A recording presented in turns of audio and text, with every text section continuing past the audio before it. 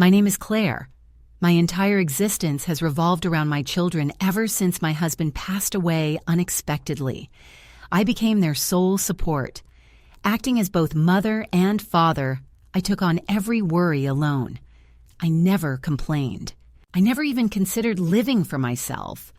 All I ever wanted was to grow old surrounded by my children and grandchildren in a warm home, filled with laughter and plenty of meals. Yet life sometimes diverges from the silent hopes we hold.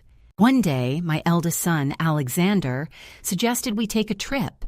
He told me he wanted to surprise me and that he desired some alone time just for the two of us. I was moved to tears. Which mother would not feel joy knowing her son remembers her?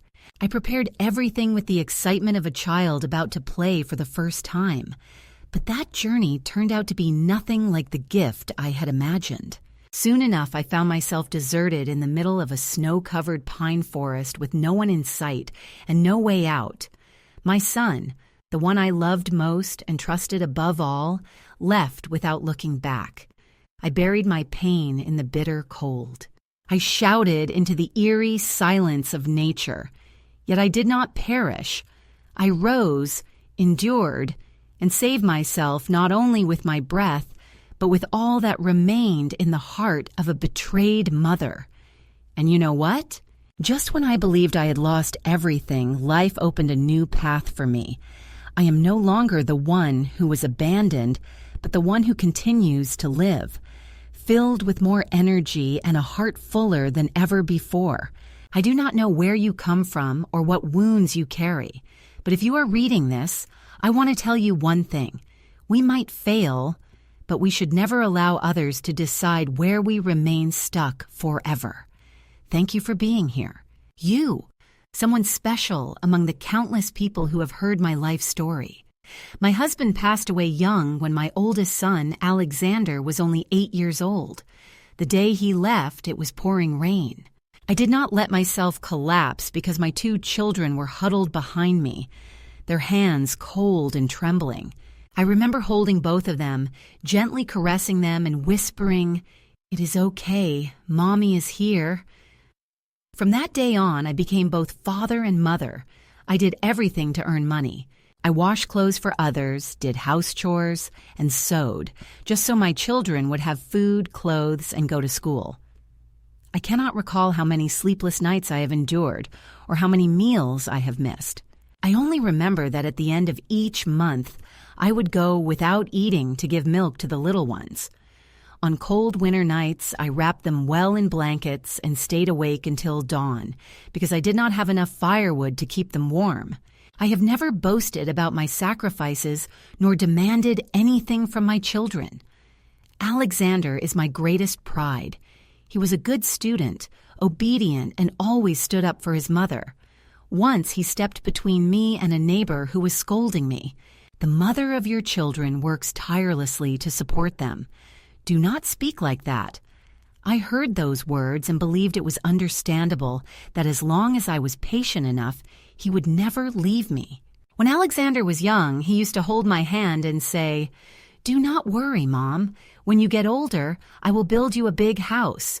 I will hire a helper to take care of the chores for you. You will no longer have to struggle." I believed him. Those words were the force that kept me moving forward, a pure and tender faith, like the way one cherishes a small dream. Throughout my entire life, I have lived only for my children.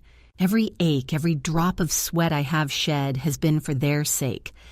I never thought I would have to tell my life story as a sad tale. Yet, maybe we all reach a point where we realize love alone is never enough to keep someone if that person has made up their mind to leave.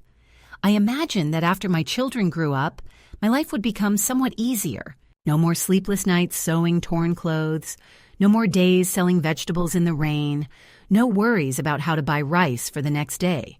I pictured old age as a time to spend with my children and grandchildren, surrounded by laughter, warm meals, and occasionally sharing old stories. I did not expect the peace I longed for to be the very first thing to fall apart. When Alexander got married, Lucy came into my home glowing with joy on her wedding day. It was not that she was unpleasant. There was no reason for me to dislike Lucy during the first days. She was beautiful, intelligent, and spoke softly whenever she smiled. That smile alone made others feel at ease. I looked at her and thought, I have taught my son to choose a woman like this. It is okay. On the wedding day, Alexander took my hand and whispered, "Do not worry, Mom. No matter what happens, you will remain the most important person in my life." I believed him. That turned out to be my first mistake. After the wedding, I continued living in the small house my husband had left me. Honestly, I did not want to disturb the newlywed couple. But one day, Alexander came over. He sat for a long time and then said, "That house is damp and it gets very cold during winter. Come live with us. Our home is spacious and we have a room for you. You will be happier." I felt my heart warm up. I pictured us eating together at night. I would prepare some dishes Alexander and Lucy liked. Lucy would help me with the seasoning. I could play with the grandchild I had always longed for. I nodded in agreement. When I moved, I took some clothes, a few old books, and the family photo frame. I did not bring much. I always believed my presence would be enough. At first, I tried to fit in. Every morning, I woke up early to cook and clean without anyone asking. I thought if I did everything well, Lucy would feel more comfortable. However, she began to show small signs that made me uneasy. For instance, she would enter the kitchen immediately after I finished cooking. Perhaps it seemed like she was controlling everything herself. And when we ate, Lucy always said, "Oh, this is far too salty." Surely someone must have put too much salt in it. At first I laughed. Then I stopped laughing. One time I brought food to Alexander, a fish stew he loved.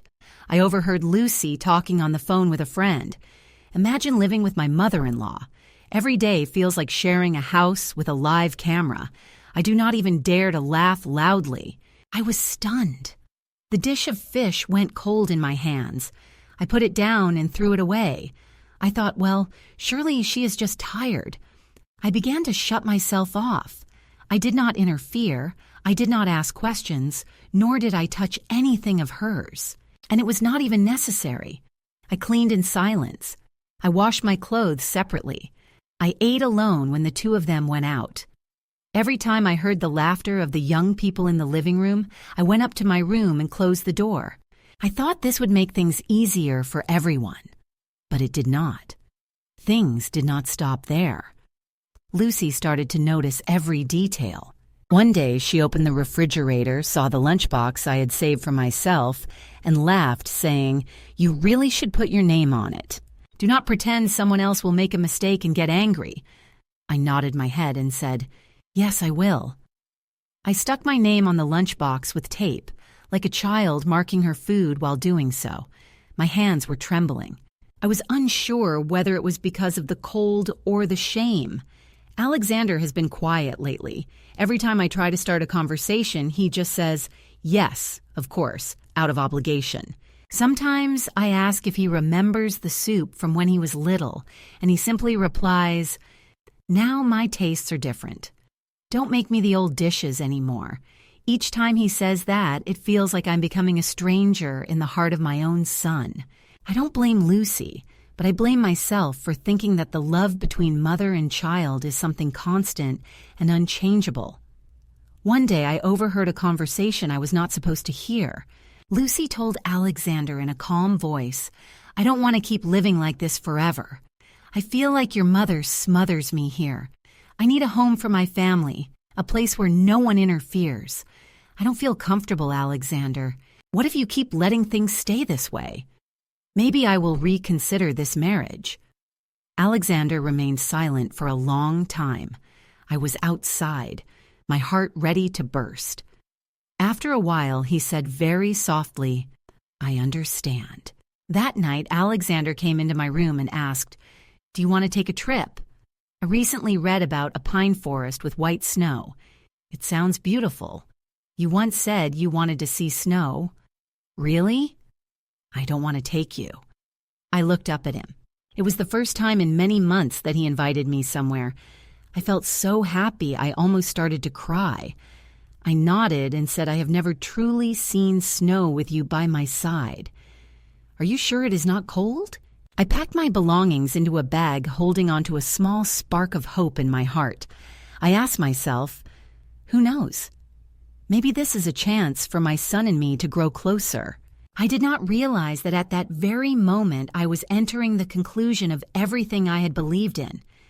We left early one morning. A thin fog hung in the air.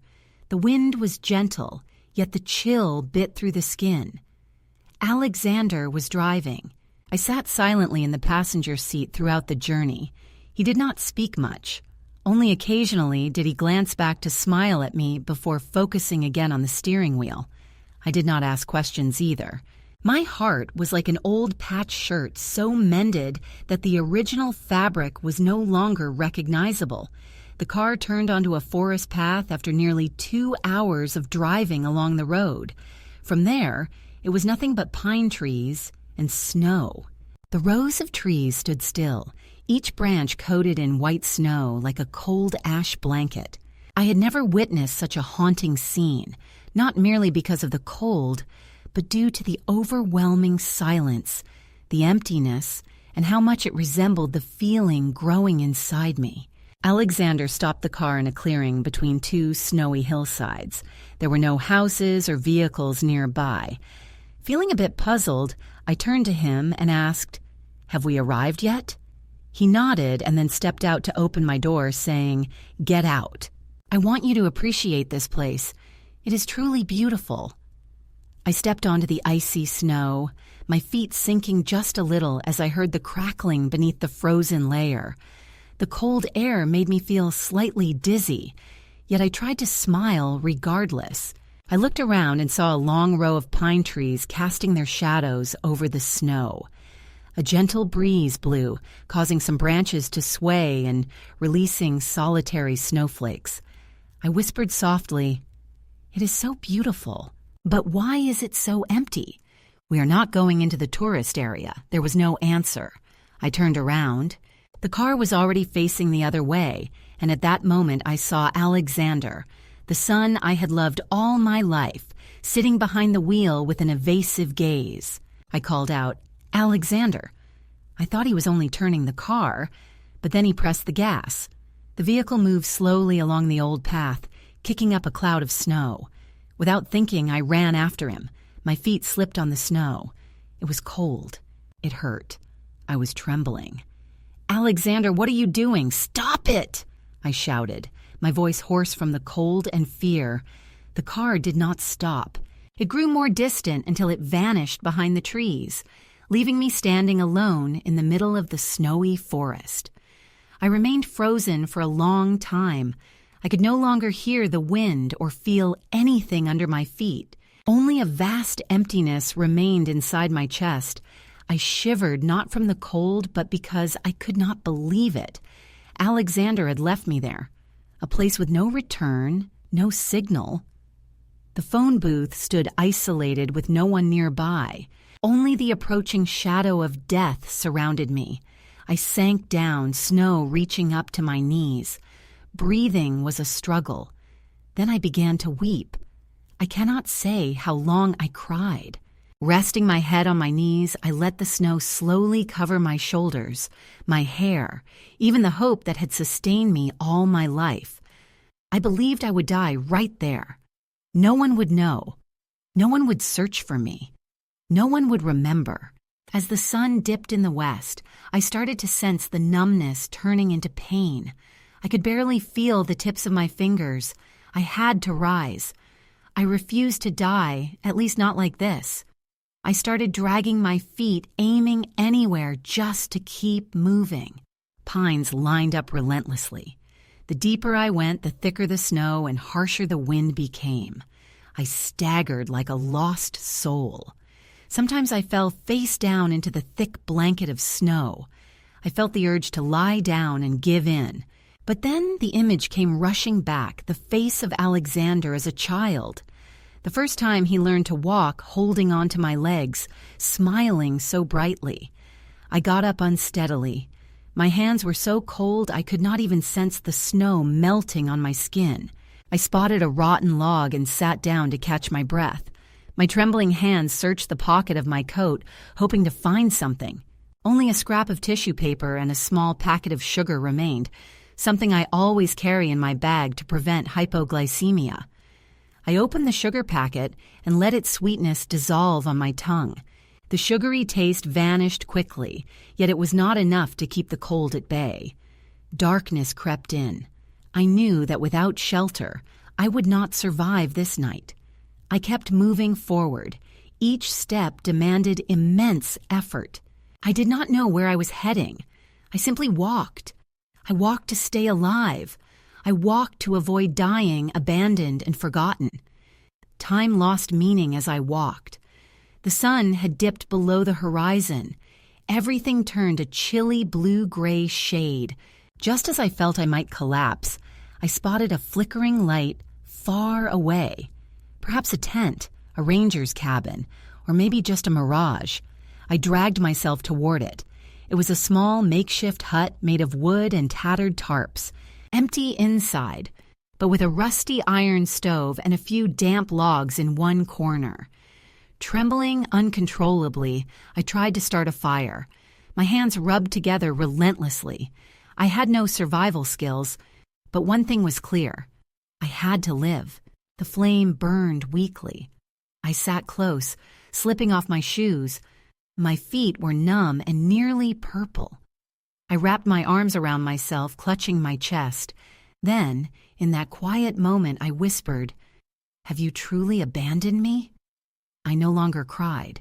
For the first time ever, my tears had dried up. Nothing was left to shed. All that remained was me, a mother, a woman, a living being who was struggling to hold on to her final breath in the midst of a snowy forest. I do not know how long I had been asleep in that hut. When I awoke, the fire had gone out, and the surrounding space was engulfed in darkness. My hands and feet no longer felt anything. My body was stiff as a log.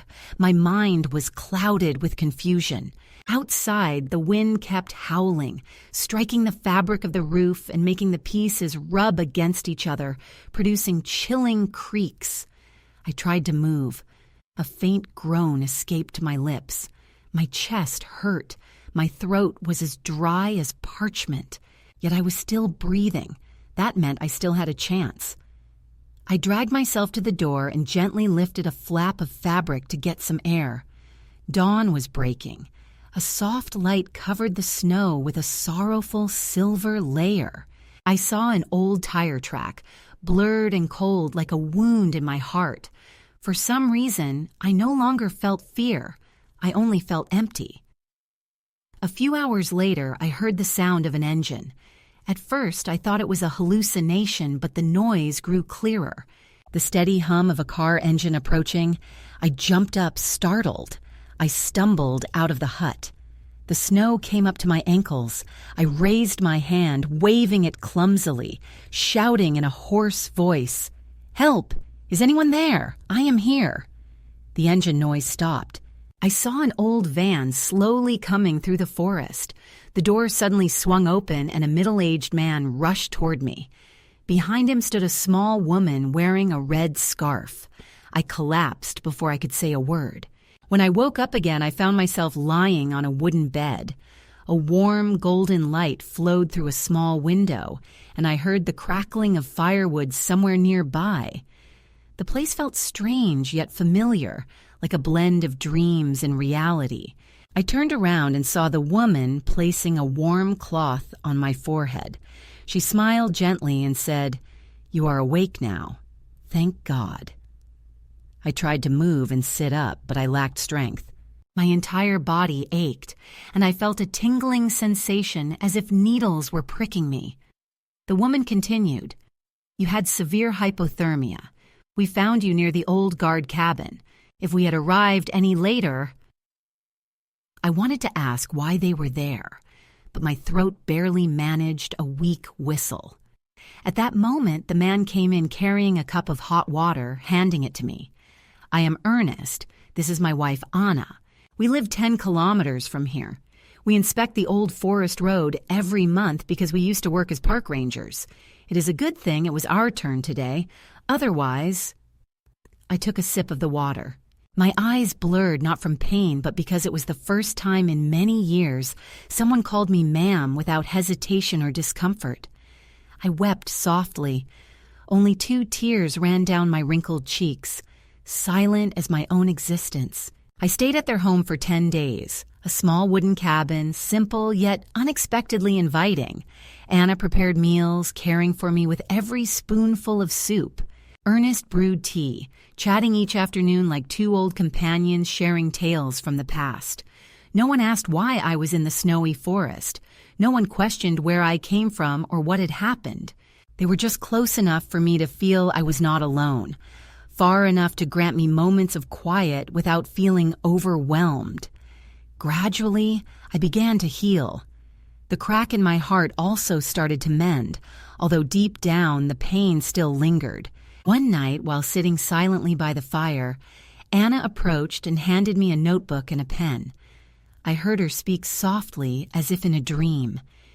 It seems she carries many memories inside her. "Write," she said. "It will bring some relief." I took the pen and opened the first page. My hand trembled, but the initial letters appeared without hesitation. They flowed as though I had carried this story within my heart for a long time, waiting for a place to release it. I wrote about the snow, about the cold night, about the car that disappeared. I did not mention my son's name. I did not want to turn him into an enemy. Yet I described the woman who had been a mother, who had sacrificed, trusted, and was left abandoned in the midst of the ice. Anna read the first draft and fell silent. He embraced me, holding me gently. Ernesto said if there is anyone who needs to read this, it is the elderly who live quietly, just like you used to. It should be shared. So I began to tell the story to my new friends in the small village. The solitary elders would sit and listen, their eyes shining as I read aloud. They nodded along, smiled, and some even shed tears. I cannot pinpoint when my laughter started to return.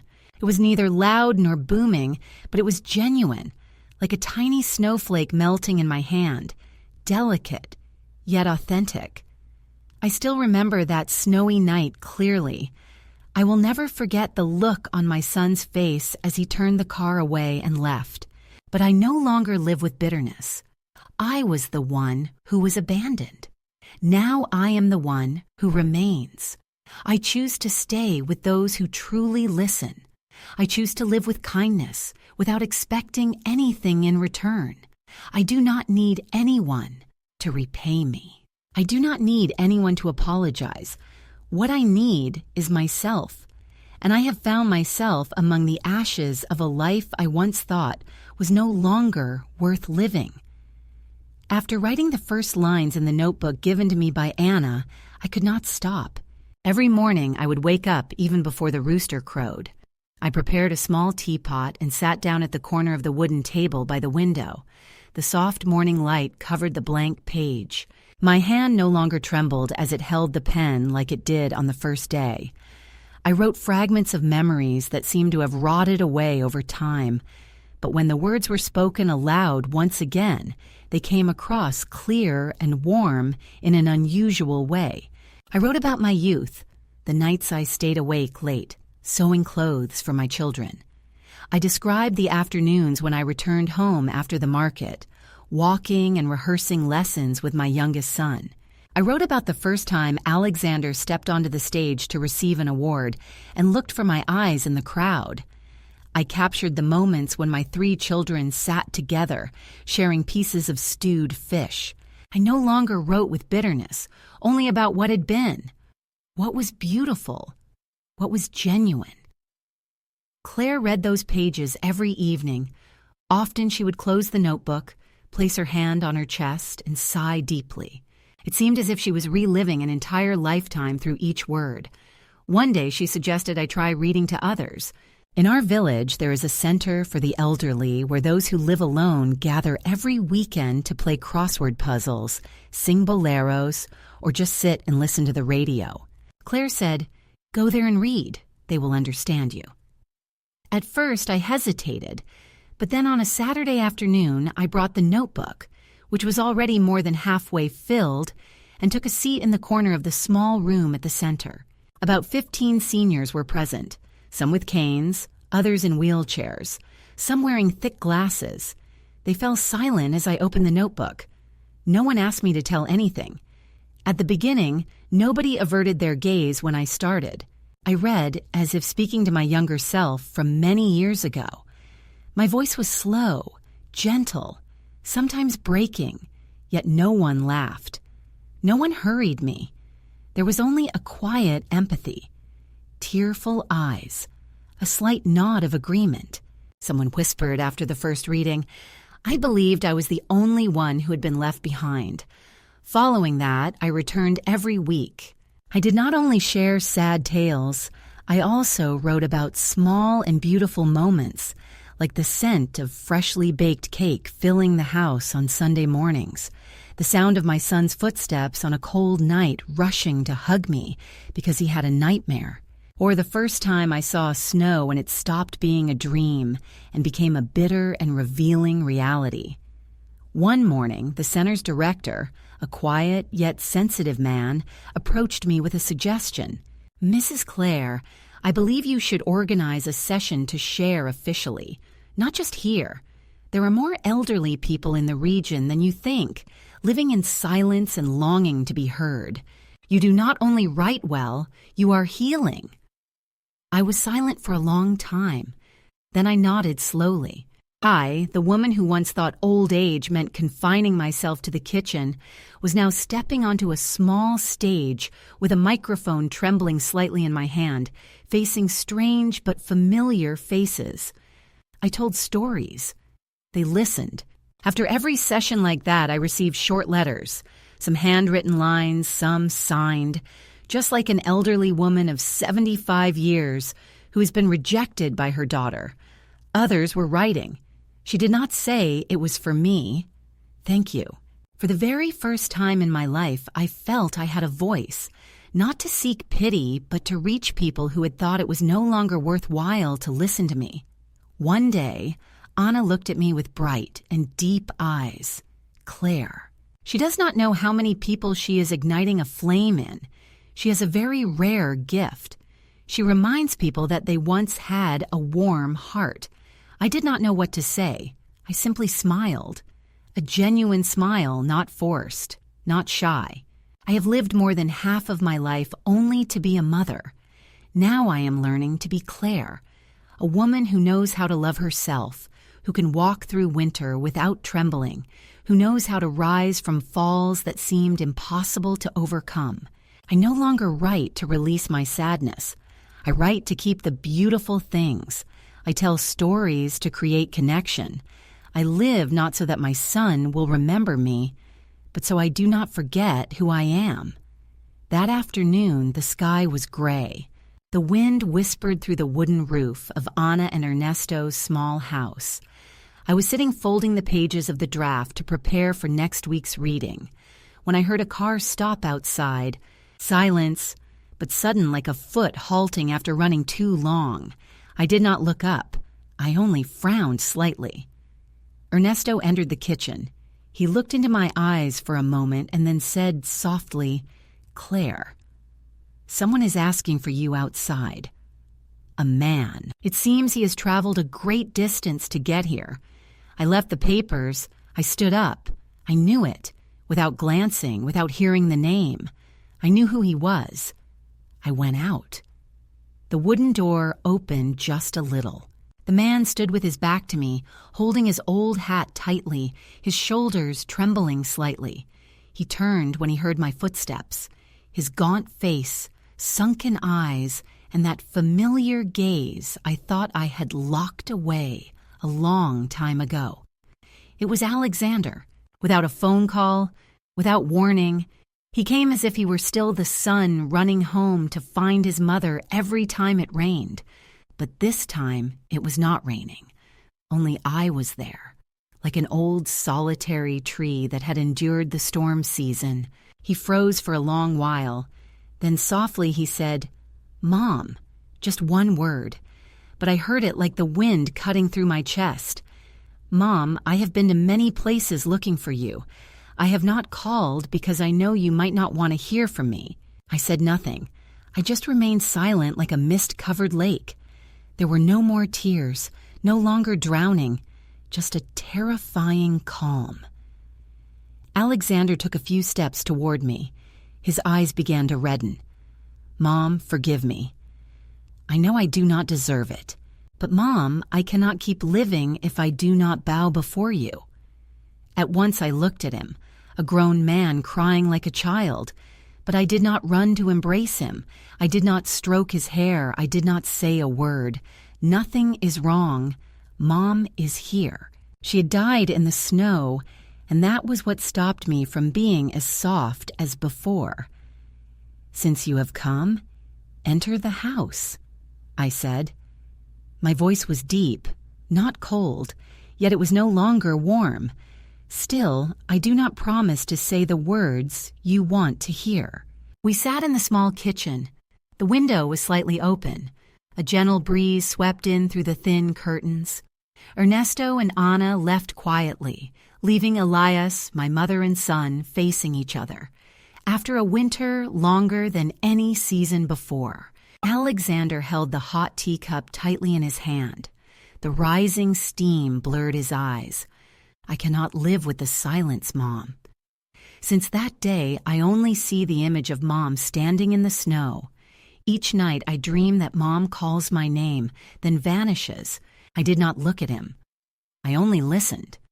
Not because I needed to, but because I was willing to face the situation.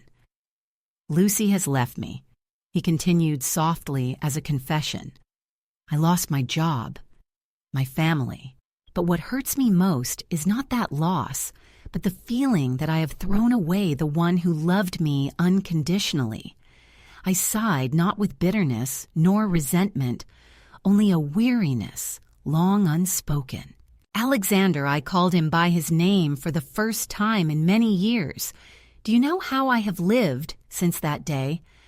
I sat alone in the middle of the snowy forest, thinking that I was nothing more than an old object nobody needed. His hand trembled as he let go of the teacup. I am a terrible son. But Mother, please, if there is even the smallest place left in your heart, let me come back." I stood up and walked to the window. Outside, the setting sun was casting a crimson glow on the trees. I remembered the moment when I sat curled up in the cold hut, surrounded by snow, uncertain if I would survive. I turned back and spoke softly, yet every word was as clear as snowflakes falling on a winter night. "I have not survived for you to ask for forgiveness again. I live because I know I can still live for myself. Do you want me to forgive you? I have already forgiven myself, not you. I don't need your forgiveness to find peace. I need you to teach me again how to be human," said Alexander with a broken voice. "Even if you do not accept me, I have to kneel here because you will always be my mother." I looked at my son, who had been inside me for 9 months, who learned to say mother in our yard, and who now knelt before me, suffering like a lost soul. Then I knew I no longer hated him, but I could not go back either. I gently placed my hand on his shoulder. "Stand up. You no longer need to kneel, but I will never be the old mother who forgot herself for you. Then what do you want me to do to make it up to you?" He raised his eyes with a desperate look. I smiled, a smile both sad and gentle. "Learn to be kind, not with me, but with those who are still here." I did not push him away, but I did not hold him back either. I simply opened the door and let the wind flow in, carrying away the old things that had frozen my heart. I had forgiven, though I had not forgotten. I did not walk Alexander to the door when it closed behind me. I stood still for a long time, staring at my hands. the fingers that had trembled when I curled up in the snow and now gripped a warm cup of tea tightly. Something inside me had truly shut down, not with coldness but with maturity. The next morning I woke earlier than usual. The sky had just begun to brighten. The air was still thick with mist, but I felt that my heart was as light as if the winter had finally ended. I stood in front of the mirror, studying my face, each wrinkle and every gray hair. I was no longer the mother who lived solely for her children. I was no longer the woman abandoned in the snowy forest. Now I was Claire, a woman who was beginning a new life, perhaps late, but it was hers. I started doing small things, planting flower beds behind the house, preparing for Anna each afternoon, reading to the elderly at the community center. Then I realized there were many older people like me who had spent their whole lives living for others until they had no one left to live for themselves. They did not know how to live for their own sake. I wrote the story of my life in a small notebook and printed some copies. I brought them to all the elderly people in the local senior centers. I visited each place, not seeking gratitude, but to listen. I sat next to an old woman who had been taken to the hospital by her daughter and never returned. I heard her say, "I keep sitting at the door waiting for the car to come back, but maybe they no longer need me." I did not say, "Everything will be all right." Instead, I held her hand tightly and whispered, "It's okay. Now we have each other." I began joining small groups, one for seniors to read, another for writing diaries and memories, and a listening group where no judgment existed. At church and everywhere I went, I found stories like mine, filled with pain and loss, yet still longing to find meaning in the time they had left. I shared how writing could be a way to release emotions, a tool to heal through memories. I never taught anyone poetry or literature. I just encouraged them to write as if speaking to themselves at their most vulnerable moment. Remarkably, each person started to blossom from within. There was an elderly man who became depressed after losing his wife. After hearing my stories during several meetings, he began writing letters to himself. For this lonely 74-year-old husband, it was a new beginning.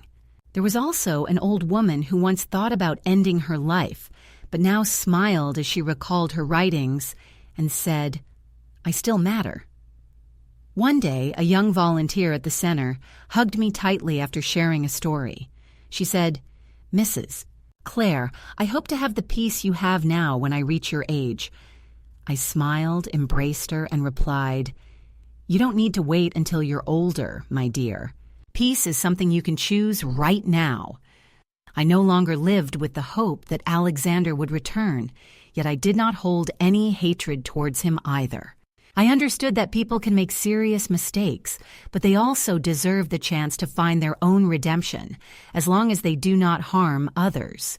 As for me, I now decide to live fully for those still beside me, for the eyes that have lost hope, and for the aged hands longing to be held once more. I live for Claire, the survivor, for the one who forgave, for the one who started over after the coldest winter. Every morning when I open my eyes, I no longer ask myself, "Will anyone remember me today?" Instead, I wonder what I can do for myself and for those like me. In the end, I overcame my pain not through revenge or retaliation, but by moving forward on my own 2 feet. I am Claire, living a later chapter in life that is more beautiful and fulfilling than ever before. Each daybreak, I rise early, brew a pot of hot tea, and open the old wooden door to welcome the sunlight. Here the sun is not scorching. It is gentle like the breath of time, warm and unhurried. I've ceased to count my age in years. I count the days when I feel at peace, when I find a reason to smile. This house is not large, yet I have never felt lacking. In the garden there are some flower beds and rows of vegetables. Inside there is a desk, an old bookshelf, and a few photo frames. They hold pictures with friends I met at the senior center. They are the family life gave me when those closest to me were no longer near enough to hold my hand. I no longer torment myself over what I have lost, nor do I cling to what has happened. I have endured the coldest winters, withstood the most painful silences, and eventually understood that forgiving is not doing a favor.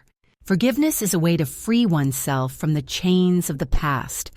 Alexander still sends me letters from time to time, letters that do not demand anything, do not justify nor plead. They simply share that he is trying to live differently, that he knows how to listen, to care, and to apologize to those he has hurt. I read them and then keep them. I don't reply, but I know that in some part, he is healing too. As for me, I no longer live under anyone's shadow. I go where I want. I speak with those I cherish. I write what I believe is meaningful, and sometimes I just sit beneath the shade of a tree and close my eyes, letting the wind whisper through my hair. You have lived long enough. Now live for yourself. I continue sharing stories not just so people listen, but so they realize each person holds a chapter of life worth writing, even if they have been abandoned, felt alone, or believe they no longer matter. I teach some writing classes for seniors. We do not focus on great literature or beautiful handwriting. We talk about nostalgia, forgiveness, and reasons to keep living. Every time an elderly person stands up after class, they hug me and say, "Mrs. Clare, I no longer feel invisible. I know I am following my path. I do not expect a happy ending because I no longer live to wait for anything. I live to experience, to love, to be grateful, and to share it with those who thought it was too late to begin. Now I am an old teapot, a storyteller, a survivor, and above all, a reborn soul. Nobody can completely remake their life, but anyone at any age can start anew from today. I choose to live the rest of my life this way, peacefully and with open arms. Something I have learned through everything that happened is that people can lose everything. The family, their shelter, their faith. Yet if they still hold even a little courage to keep going, they can rediscover themselves. I believed being a mother was the most important role in my life, living to sacrifice, to love, to be patient, wishing my children would have all they needed. I forgot that a mother is also a human being who has a heart with its own limits and deserves to be loved properly. I used to see my children as the entire purpose of my existence until they turned their backs on me and left me alone in the middle of the snow. That was when I truly understood that no one, not even my own blood, can determine my worth except myself. The pain I felt was not just the betrayal of a child, it was the collapse of a whole lifetime of misplaced faith. Yet at the very moment that seemed like the end, deep inside a pine forest covered with snow, curled up against the biting cold, I heard the voice of my heart whisper softly, "Am I alive?"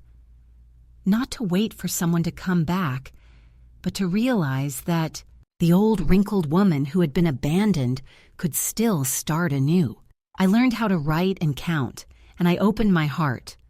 I entered the community with empty hands but carried a heart full of empathy.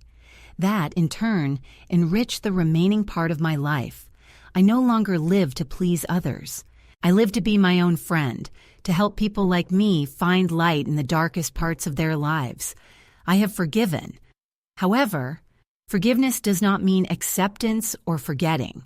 Forgiving means choosing to free oneself from the chains of the past, refusing to allow the person who hurt me to control my soul, even for one more day. I have learned to rise again, not to prove anything to others, but to preserve my kindness and my faith in my own worth.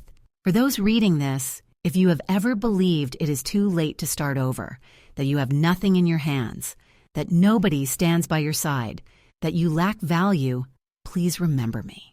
An elderly woman left alone in the snow, someone who thought she was gone but survived and continues living more beautifully than ever. Do not wait for someone to need you, love you, or remember you to find meaning in your life. Live in a way that makes you yourself feel happy when you look in the mirror each morning. Listen to the story within your heart. Write it down, share it with others, or simply whisper it to yourself because your story is a gift. It can save someone else sitting somewhere, feeling like they have no reason left to live. I am no longer angry with Alexander. I do not live demanding love debts from anyone. I live because many beautiful days remain for me, many good people, and many reasons to be thankful. Old age is not a season of decline, but a season of silence, where the deepest things begin to bloom. I am Claire, and I want to tell you one thing. Live for yourself, even if it feels late. It is never, ever too late.